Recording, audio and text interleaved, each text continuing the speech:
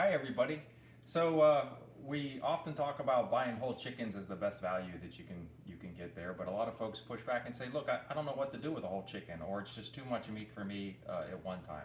So what I'm going to show you here today is how to break a chicken down into its component parts, the legs, the thighs, the breast, the wings, and really get a good value that way. So let's go do that now.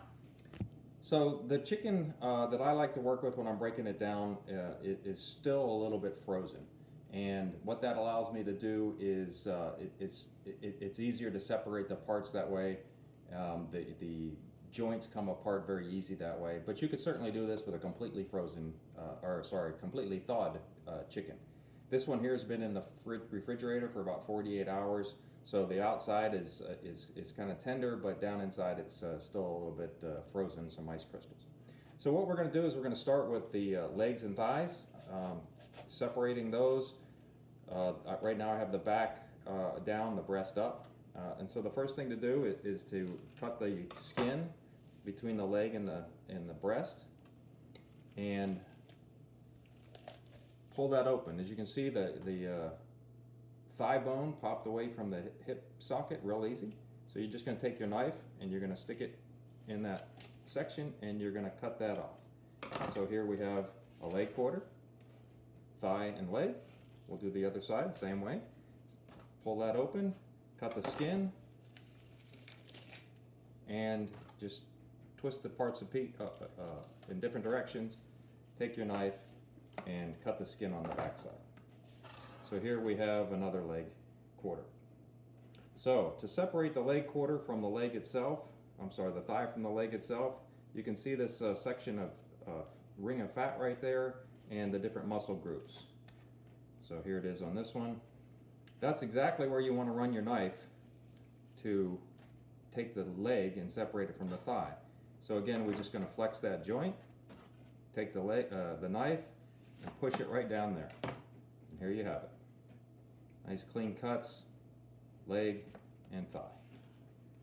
We'll do the other one. Again, just flex that open a little bit, take your knife, and just run it through there. So now we have a pair of drumsticks and a pair of thighs. All right, let's move on to the wings. So with the wings, I turn it over with the back side up, breast down. Again, flex that joint open a little bit, and you're just going to make a small cut, and then you're going to pop the joint, and then you're going to finish the cut. Okay, one wing, and doing the other one.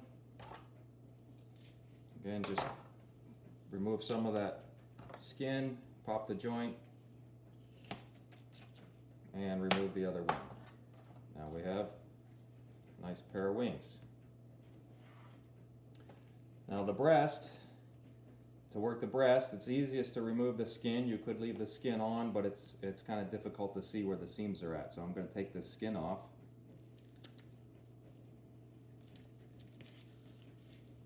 And again, it's a little bit easier to work on the breasts when they're a little bit more thawed out than this. So we'll make that happen. So here's the chicken breast. And you can see the seam where the two breasts are, and this is where the sternum is on the chicken. So we're just going to take our knife and we're going to cut down that seam all the way to the rib cage. Stick your thumbs in there and kind of spread that open. So I don't know if you can see that, but down underneath you can see that there's a section of bone there, and so I just cut the one side of it. So now I'm going to take my knife, I'm just going to set it down there, it's resting right on the rib cage, and I'm just going to kind of twist it along the rib cage.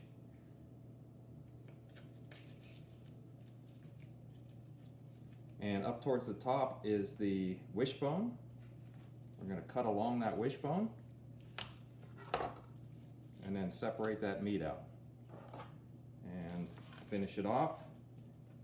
I got a little bit of cartilage there. We're just going to clean that up.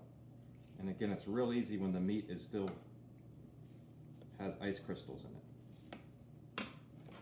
All right, there's the chicken breast. We're going to do the same thing on the other side. Here you can see better that sternum. So we're just going to come right on the other side of it.